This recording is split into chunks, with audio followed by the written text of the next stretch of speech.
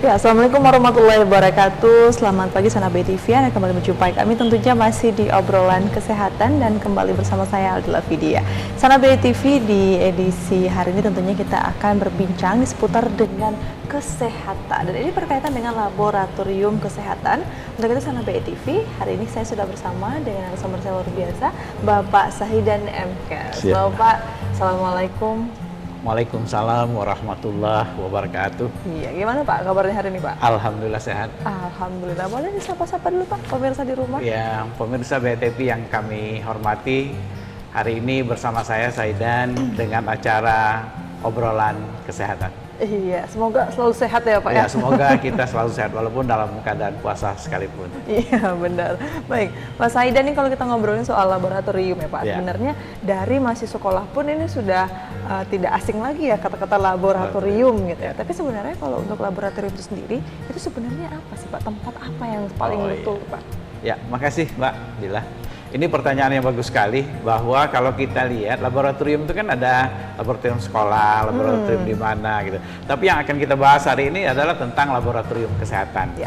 Laboratorium kesehatan itu adalah merupakan satu laboratorium yang melaksanakan pemeriksaan bahan, baik berasal dari manusia maupun bukan manusia, dengan di dalamnya ada beberapa aktivitas, ada hematologi, ada kimia klinik, ada parasitologi, ada urinologi, dan ada yang lain-lainnya. Ini untuk membantu kita dalam mendiagnosa suatu penyakit gitu. Jadi misalkan kita demam, kita nggak tahu demam ini penyebabnya apa sih gitu ya. Tapi sehingga kalau kita lakukan pemeriksaan, dia akan jelas penyakitnya apa, dan ya berdasarkan juga pemeriksaan dari dokter.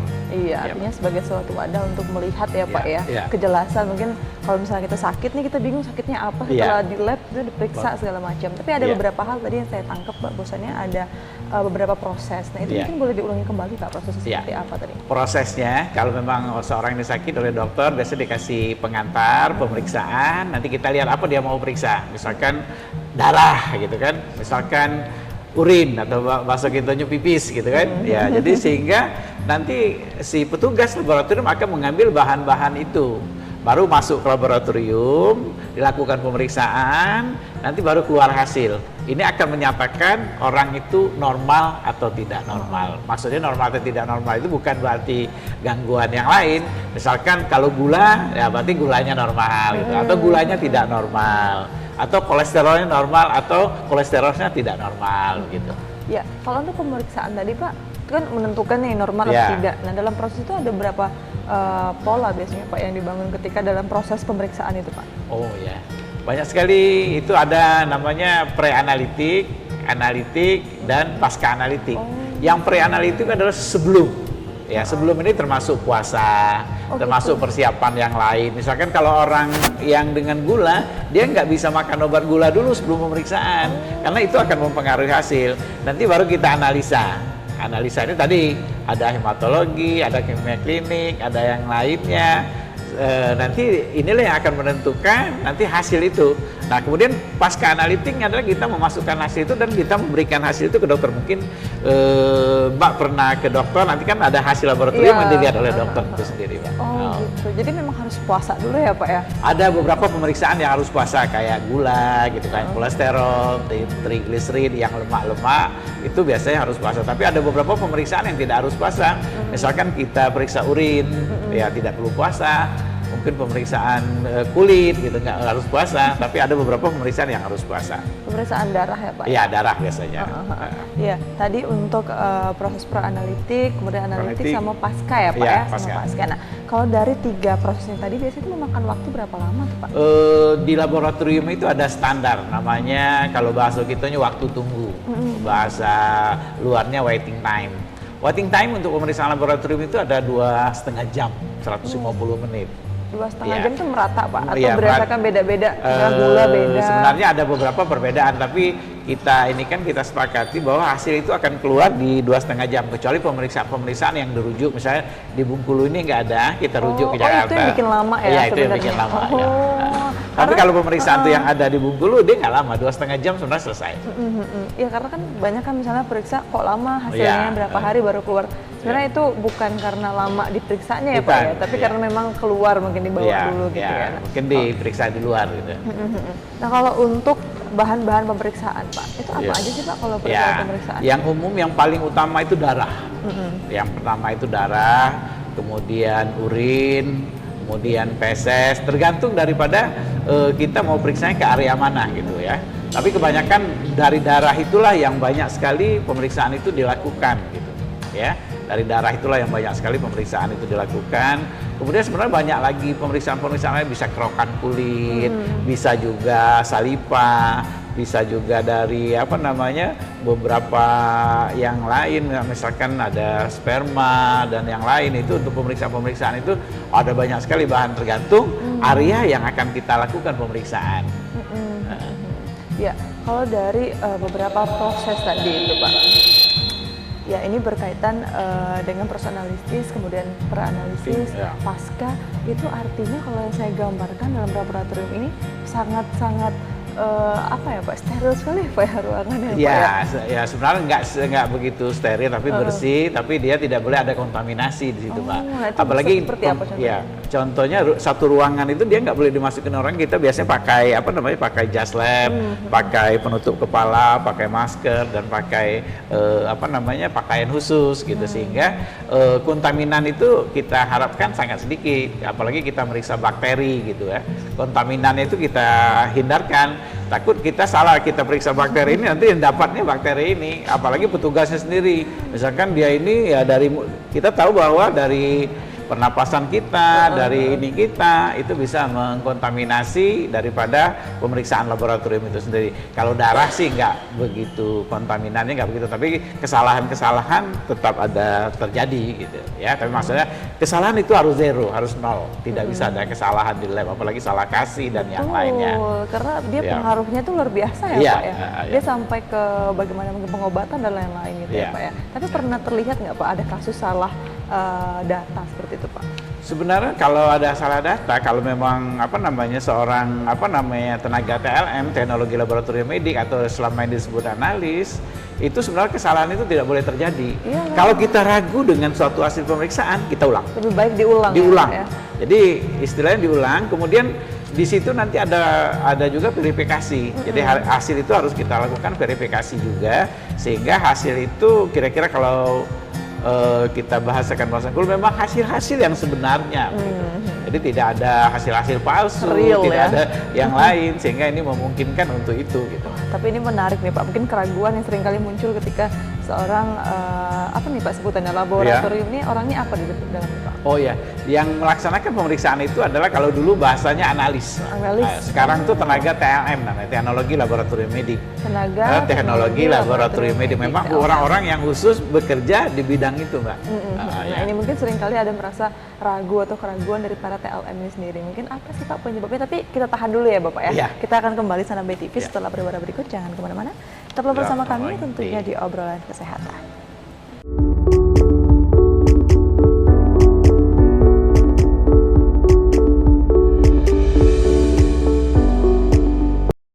Ya, Sana BTV Anda kembali bersama kami tentunya masih di obrolan kesehatan. Kita kembali nih bersama dengan Pak Sahid, dan luar biasa Bapak tadi pengalamannya para TLM ya Pak ya, ketika berada dalam laboratorium. Ada 3 tadi metodenya ya Pak ya, pra-analitik, kemudian analitik, dan pasca analitik. Nah untuk para TLM ini sendiri Pak, ketika merasa muncul suatu keraguan dalam diri, misalnya ada hasil, aduh kayaknya ini belum pas banget nih, itu sebenarnya apa sih Pak yang menyebabkan keraguan itu muncul? Bisa gini ya, keraguan-keraguan itu bisa muncul ketika kita apa namanya, tapi kita harus ingat juga sebelum kita melakukan satu pemeriksaan, ini alat udah dicek, alat dulu. Itu namanya pemantapan mutu internal. Jadi apakah alat bekerja dengan bagus, apakah reagennya bekerja dengan bagus, kemudian apakah orang yang kerja juga bagus gitu. jadi dari alatnya dulu. Jadi setiap pagi itu alat-alat laboratorium itu dicek, dikondisikan secara quality control sehingga alat itu siap untuk melakukan pemeriksaan. Kalaupun ada keraguan, ulang. Kita ulang pemeriksaan itu untuk apa? Kalau juga kita masih ragu, boleh second opinion. Jadi cari pendapat kedua di laboratorium yang lain sehingga memang keraguan itu tidak diminimalisir. Jadi sangat sedikit gitu.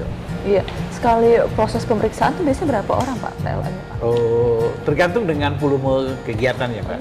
Kalau volume kegiatannya banyak, biasanya membutuhkan 1 atau 2, 3 TLM. Kalau memang sedikit, pemeriksaannya mungkin cukup dengan 2. Nah, tapi tergantung kayak kalau di Terasela ini satu shift jaga itu 5. Volume kegiatan itu maksudnya Ya, banyaknya pemeriksaan? Banyaknya pemeriksaan. Karena kita tahu kemampuan manusia itu kan juga terbatas gitu. Kemudian lagi ini jadi sehingga kalau dikerjakan sendiri takut nggak selesai. Sementara orang butuh ini ada juga pemeriksaan itu yang sito. Sito itu aslinya butuh cepat. Ya. Kalau dari dokter IGD dia kasih tanda situ, itu pemeriksaan yang butuh cepat. Oh, ini menarik juga Pak, adanya pemeriksaan yang membutuhkan waktu yang cepat dan normalnya gitu ya. Nah, apa tuh Pak yang membedakan ketika dia bisa cepat hasilnya keluar? Jadi memang ada beberapa pemeriksaan yang standarnya harus cepat, kayak glukosa gitu, kayak pemeriksaan fungsi ginjal. Itu ada beberapa kayak juga di darah itu kayak leukosit, trombosit, itu ada beberapa pemeriksaan yang memang bisa situ. Ada beberapa pemeriksaan yang nggak bisa situ gitu, tapi ada beberapa pemeriksaan yang bisa cepat. Jadi memang nanti TLM yang ada di laboratorium itu dia melihat kalau pemeriksaan situ dia kerjakan duluan gitu. Dia kerjakan prioritas gitu. Jadi dia kerjakan, tapi pemeriksaan itu nggak banyak. Memang yang dibutuhkan dalam keadaan segera untuk mendiagnosa orang ini dengan cepat. Tindakan ya? Tindakan ya. Jadi biasanya dari gawat darurat sehingga ke sini sehingga dia bisa lakukan pemeriksaan dengan cepat. Tapi kalau untuk laboratorium yang dapat mencegah penyakitnya seperti apa Pak? Oh, jadi gini ya. Ada beberapa kalau di kesehatan masyarakat, kebetulan saya juga orang kesehatan masyarakat. Jadi kesehatan masyarakat itu kan diutamakan untuk preventif gitu, pencegahan. Pemeriksaan itu antara lain kolesterol, trigliserid. Oh, jadi dini ya? Iya, pemeriksaan dini, kemudian yang dilakukan berkala gitu. Maksudnya dilakukan berkala setahun mungkin kalau istilah di tengah-tengah masyarakat itu banyak dengan medical check up. Ya, medical check up itu salah satu itu mungkin fungsi jantung, fungsi lemak, kemudian fungsi hati gitu, fungsi ginjal. Untuk apa ini? Ya, untuk mencegah jangan sampai terjadi udah fase-fase akhir gitu ketahuan. Jadi kita awal. Jadi misalkan untuk kecenderungan penyakit jantung kolesterolnya harus normal, trigliseridnya harus normal, asam uratnya harus normal. Jadi untuk tahu asam urat, kolesterol dan yang lain ini ya kita harus lakukan pemeriksaan secara berkala karena kita anggap itu sebagai pencegahan gitu. Jadi pemeriksaan dini kemudian juga harus berkala ya Pak ya. Nah, tapi ini kalau kita ngobrolin soal medical check up nih Pak, mungkin banyak misalnya BTV yang saat ini menyaksikan juga tuh ada rasa khawatir dan takut Pak ketika mau medical check up karena mikirnya tuh gini ya, ketika misalnya kita periksa ternyata ada sakit, malah jadi stres. Itu yang kebanyakan orang akhirnya takut untuk MCU. Banyak sekali ya di tengah-tengah masyarakat kita tahu kadang-kadang orang malas medical check up. Kenapa malas? Takut ketahuan penyakitnya. Tapi pada dasarnya ketika kita melakukan suatu medical check up ini untuk kita dapat dengan segera menanggulangi dengan keadaan yang ada. Misalkan kita tahu kita karena umur udah tua penyakit gula ada gitu ya. Penyakit gula ini yang kita kendalikan. Kalau enggak dia akan berakibat fatal nantinya. Tambah parah. Tapi memang kebanyakan di tengah-tengah kita orang-orang itu malas medical check up itu takut ketahuan penyakit. Tapi pada dasarnya pendidikan ini yang harus kita inikan bahwa kita harus melakukan medical check up supaya kita tahu penyakit yang ada pada kita.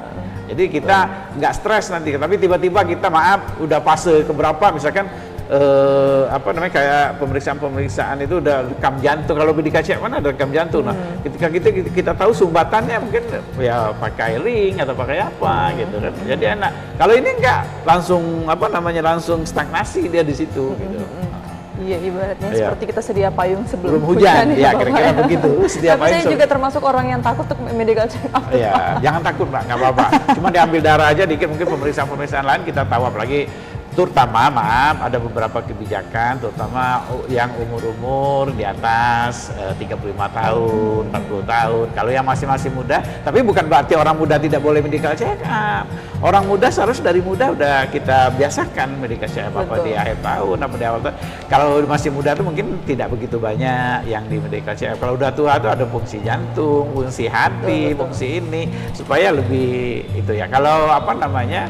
Sebenarnya kita kualitas hidup itu dari keadaan kita. Sebenarnya memang kalau apa namanya, kalau yang lain-lain tuh nggak bisa. Kalau umur udah jelas kan nggak bisa nggak bisa dimajuin, nggak bisa dimundurin. Tapi kita hidup sehat kan penting juga. Tapi kualitasnya mungkin ya, bisa kualitasnya kita jaga ya Pak ya. Ya, tapi kalau misalnya nih Pak, untuk medical check up atau pemeriksaan kesehatan ini kan memang semuanya ini kan semua usia, tidak mengenal usia ya Pak ya. Semuanya itu harus wajib lah untuk periksa kesehatan gitu sebenarnya ya Pak ya, prioritas. Tapi sebenarnya kapan sih Pak waktu yang harus kita prioritaskan untuk segera medical check up Pak? Jadi ketika kita mempunyai suatu gejala gitu. gejala, Misalkan maaf, kita jalan aja dari sini 10 meter udah ngos-ngosan. Ya, udah ngos-ngosan. Kita tahu apa ini yang bermasalah. Apa ada yang lain atau kita punya keluhan sakit di kaki atau sakit kudu atau di mana atau sakit kepala yang sering. Ini juga perlu kita cermati. Kalau ketika kita tidak ada punya gejala sebenarnya sih no problem. Tapi ketika kita punya gejala sebaiknya kita lakukan pemeriksaan. Untuk apa tadi? Untuk deteksi dini tadi. Betul. Ya. Jadi ketika adanya muncul gejala-gejala ya Pak ya, mungkin nyeri-nyeri, sakit, gitu ada yang merasa tidak seperti biasanya, itu mungkin bisa langsung medical check up. Caranya gimana Pak kalau mau medical check up? Caranya kita datang ke suatu fasilitas kesehatan.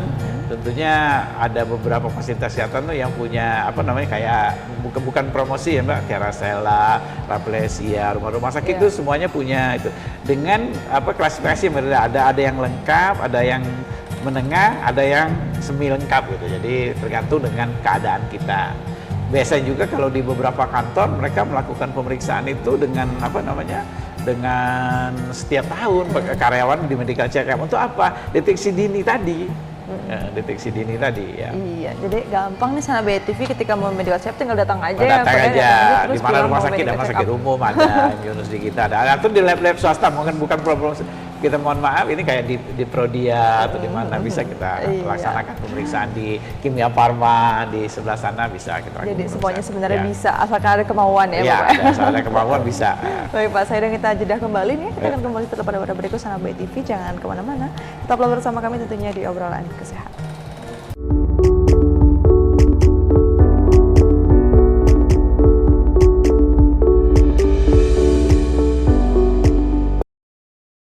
Ya, Sana BTV, Anda kembali bersama kami tentunya masih di obrolan kesehatan. Kita kembali nih ke Pak Saidan dari bahwasannya untuk medical check up tadi ini memang sangat penting ya Bapak ya. Nah, kalau untuk Sana BTV yang mau medical check up nih Pak, ini biasanya tuh berapa hari Pak? Apa langsung keluar 2,5 jam tadi Pak untuk medical check up? Itu beda. Kalau medical check up itu biasanya pemeriksaannya lebih banyak. Biasanya pemeriksaan medical check up lebih kompleks. Nanti pemeriksaan fisik, nanti pemeriksaan laboratorium ya apa yang kita bicarakan. Kadang-kadang ada pemeriksaan jantung, ada juga misalkan kayak treadmill ya. Kemudian kalau yang wanita itu kalau yang di atas 40 ada pemeriksaan pap smear itu untuk deteksi dini adanya kanker mulut rahim dan yang itu. Jadi kira-kira habis waktu sekitar kalau pemeriksaan mungkin sehari 2 hari selesai tapi dia biasanya hasilnya semingguan. Oh, 1 minggu. 1 mingguan. Oke. Kalau untuk tadi pelayanan laboratorium artinya beda ya Pak ya dengan medical check up ya Pak ya? Medical check up itu membutuhkan salah satu di dalamnya itu ada pemeriksaan laboratorium. Ya, tapi kalau laboratorium dia pemeriksaan laboratorium aja tidak medical. Kalau medical check up itu dia istilahnya itu keseluruhan gitu. Keseluruhan. Ya, itu dilakukan. Oke, kalau untuk laboratorium tadi dia fokusnya kepada pemeriksaan darah gitu ya Pak urin, feses, dan misalkan kalau untuk itu kerokan kulit, kalau untuk jamur dan yang lainnya. Iya, di mana Pak kita bisa dapat fasilitas pemeriksaan laboratorium? Ya, kalau misal laboratorium kan banyak, ada laboratorium klinik swasta. Tadi saya contohkan kan ada Prodia, kalau di Bengkulu ini ada Kimia Farma. kemudian di beberapa rumah sakit itu harus ada biasanya pemeriksaan laboratorium bisa dilakukan semua atau di klinik-klinik laboratorium yang swasta banyak juga. Kemudian di tempat-tempat praktek dokter ada juga yang menyediakan pemeriksaan laboratorium itu. Oke, tapi kalau untuk pemeriksaan laboratorium Pak, apakah ini memang harus adanya surat rujukan atau memang rekomendasi dari dokter atau memang bisa sendiri ini Pak? Jadi begini, kalau sekedar kita mau cek kadang-kadang, tapi yang benarnya itu adalah bahwa kita harus mendapatkan blanko permintaan dari dokter. Karena ya kita ya kalau sekedar mau tahu aja sebenarnya bisa-bisa aja sih, tapi kita sebaiknya ke dokter, nanti biar dokter yang mengarahkan kita penyakit kita ngarahnya kemana gitu. Betul. Jadi supaya juga tertuju dengan suatu penyakitnya, jadi sehingga maaf kalau bahasa kitanya tidak terlalu rugi kita. Kalau semuanya kan besar ini, tapi kalau kita arahkan dengan penyakitnya kan dokter akan memilih dia yang mana yang perlu pemeriksaan itu gitu. Jadi lebih baik memang sesuai dengan rujukan Iya. dari dokter gitu ya Bapak Iya. ya. Selama bulan puasa nih Pak, mungkin melihat apakah meningkat Pak orang-orang yang periksa ke laboratorium atau gimana Pak? Sebenarnya kalau di bulan puasa ini untuk pemeriksaan laboratorium biasanya habis bulan puasa yang meningkat. Kalau dalam bulan puasa ini ya dalam bulan puasa ini agak sedikit menurun biasanya. Justru banyak yang sehat nih Pak. Ya, banyak yang sehat karena biasanya karena memang ada itunya kalau mau sehat ya berpuasa lah. Oh gitu iya, ya. sebelum periksa kan puasa dulu puasa ya Pak dulu, ya. Berpuasa lah. Kemudian puasa ini juga mengurangi aktivitas aktivitas dari pencernaan, sehingga itu orang yang biasa kolesterol tinggi karena makannya banyak, sehingga di bulan puasa ini agak lebih sedikit. Walaupun kadang-kadang ada beberapa juga yang berat badannya naik, kolesterolnya juga naik karena makannya yang enggak ini karena kebiasaan gitu. Iya, justru setelah puasa nih biasanya meningkat kasusnya karena makannya banyak kolesterol Pak. Iya, kolesterol. Kalau lebaran kan naik dia makan daging, makan pindang dan yang lain-lain. Sehingga kadar kolesterolnya. Sehingga mereka tuh setelah itu mereka cek kalau memang itu dia membutuhkan olahraga, obat dan sebagainya macam untuk menurunkan itu. Gitu. Oke, baik. Tapi kalau untuk pemeriksaan laboratorium ini walaupun tadi lebaran gitu ya Pak, setelah lebaran pun selalu open ya Pak? Ya, selalu on ya. Pemeriksaan di rumah sakit itu selalu on, beberapa itu ya, kalau rumah sakit itu hari libur juga masih buka. Iya, gitu ya, baik. Mungkin sebelum kita akhiri mungkin adanya tips-tips ya sih Pak di bulan puasa ini untuk menghindari beberapa penyakit-penyakit yang seperti kolesterol, gula darah dan lain-lain ya. Pak. Makasih. Jadi tips-tips kita dalam menjaga tubuh ini, terutama tadi kan kita menjaga keseimbangan ya asupan gizi yang ada dengan kita dengan keadaan kita. Di samping itu tubuh juga harus kita lakukan berolahraga, kemudian makan makanan yang sehat dan seimbang. Ya kalau makan daging boleh, jangan banyak nian gitu. Kalau bahasa Bengkulunya kan jangan banyak nian. Kemudian kita harus olahraga setiap pagi. Mungkin dengan olahraga yang ada di rumah nggak usah ke gym gitu, kita lari atau jalan aja berapa kilo gitu, itu meningkatkan. Jadi yang bisa menjaga tubuh kita itu adalah kita sendiri. Orang-orang nggak tahu Anda punya kolesterol tinggi, Anda punya ini tinggi, sehingga kita kadang-kadang kita harus sedemikian rupa menjaga tubuh kita itu. Kemudian tadi sekali-kali lakukan medical check up untuk kita lebih tahu. Karena kalau begini aja nggak tahu kita apakah kolesterol kita tinggi, apakah asam urat kita tinggi, ini nggak tahu. Jadi sekali-kali apa setahun 2 kali gitu atau setahun sekali. Kalau umur masih muda sih bisa. Kalau udah di atas 40-50 sebaiknya setahun 2 kali. Ya. Atau konsultasi dengan dokternya berobat, nanti dia akan lakukan pemeriksaan itu. Ya bisa pakai BPJS, bisa pakai apa, bisa semua Mbak. Iya, justru jangan banyaknya praduga ya Pak ya. Jika mungkin adanya jangan-jangan aku sakit ini gitu ya. Justru lebih baik dari medical check up saja ya Pak ya, untuk memberikan hasil yang sebenar-benarnya gitu ya. Nah, tadi kan olahraga Pak, tapi di bulan puasa mungkin olahraganya jangan terlalu ekstrim lah ya Pak ya. Jangan terlalu ekstrim, mungkin bisa pagi-pagi gitu kan, mungkin sore udah selesai sholat asar, kita jalan aja santai gitu kan. Ya nggak usah juga main tenis sih kalau jadi kita jalan santai aja, cak 2 kilo atau berapa kilo santai aja, nggak usah perlu berlari kan, untuk menghindarkan. Sehingga ini biasa di bulan puasa ini juga karena asupan itu cuma 2 kali dan juga nggak bebas di siang hari. Biasanya sedikit menurun gitu. Kemudian usus kita itu kan diistirahatkan ketika nggak ada isinya gitu, jadi sehingga pencernaan itu juga mengalami penurunan gitu. Ya boleh terakhir nih Pak Sahidan, harapan harapan kedepannya untuk masyarakat terkait dengan mungkin pemeriksaan medical check up, laboratorium kesehatan tadi Pak, kedepannya seperti apa? Silakan Pak. Jadi yang terakhir kami berharap kita dapat memelihara kesehatan kita itu sendiri gitu ya, secara mandiri. Karena memang yang tahu badan kita itu adalah kita gitu, nggak bisa ya orang lain. Kemudian tip-tipnya tadi, makan makanan sehat, aktivitas berolahraga, tidak merokok gitu. Ini kan salah satu salah satu kita menjaga kesehatan kita gitu ya. Kemudian ya kita juga harus melakukan medical check up. Kalau umur-umur di atas 40 itu sebaiknya 2 kali dalam setahun. Kalau masih di bawah-bawah itu biasanya masih muda, masih energik dan sebagainya macam, ya mungkin cukup sekali dalam setahun saja. Saya rasa itu saja yang perlu saya sampaikan. Mohon maaf apabila ada kekurangan. Kalau memang ini kita bisa bersama-sama diskusi di mana saja. Iya, baik. Terima kasih banyak Pak Sahidin. Mungkin lain waktu kita ngobrol-ngobrol kembali ya. Sana BI TV, dengan demikian berakhirlah kebersamaan kita di obrolan kesehatan edisi hari ini. Dan tentunya Sana BI TV dengan banyaknya tadi sudah kita diskusikan. Pesan utamanya adalah jagalah selalu kesehatan ya Bapak ya. Dan selalu periksakan kesehatan diri Anda. Jangan tunda-tunda, apalagi jangan banyaknya praduga ya. Karena kesehatan kita yang punya, kita yang akan selalu jaga. Terima kasih banyak Pak Sahidin. Dan Sana BI TV, dengan demikian berakhirlah kebersamaan kita. Saya Aldila Vidya beserta dengan segenap kru yang bertugas pamit undur diri. Terima kasih. Wassalamualaikum warahmatullahi wabarakatuh dan sampai jumpa. Waalaikumsalam warahmatullahi wabarakatuh.